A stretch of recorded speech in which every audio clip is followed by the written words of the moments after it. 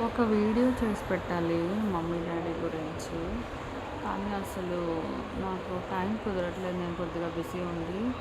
Actually ఎట్లా అంటే నేను హాస్పిటల్ తిరుగుతున్నాను. ఐయుఐ ట్రీట్మెంట్ గురించి. నాకు సిస్ట్ ఉంది. ఇంత సఫర్ అవుతున్నా కూడా అసలు మా మమ్మీ డాడీ డోంట్ కేర్.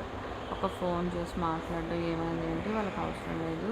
కానీ చుట్టాల్లో ఎవరికి గొంతు నొప్పి వచ్చింది, ఎవరి పిల్ల పెద్ద మనిషి అయింది, ఇవన్నీ అయితే తెలుసు. ఇవన్నీ మా మమ్మీయే మళ్ళా మా డాడీ ఫోన్ చేసి మాట్లాడినప్పటికీ ఇవన్నీ నాకు చెప్పడానికి ఉంది. కానీ నా సొంత కూతురు నా పరిస్థితి ఏంటి, నా ప్రాబ్లమ్స్ ఏంటి, నాదేంటి ఆవిడకి అవసరం లేదు. ప్రపంచంలో ఇలాంటి తల్లి తండ్రి బ్రదర్ వీళ్ళు కూడా ఉంటారా అంటే ఉంటారు.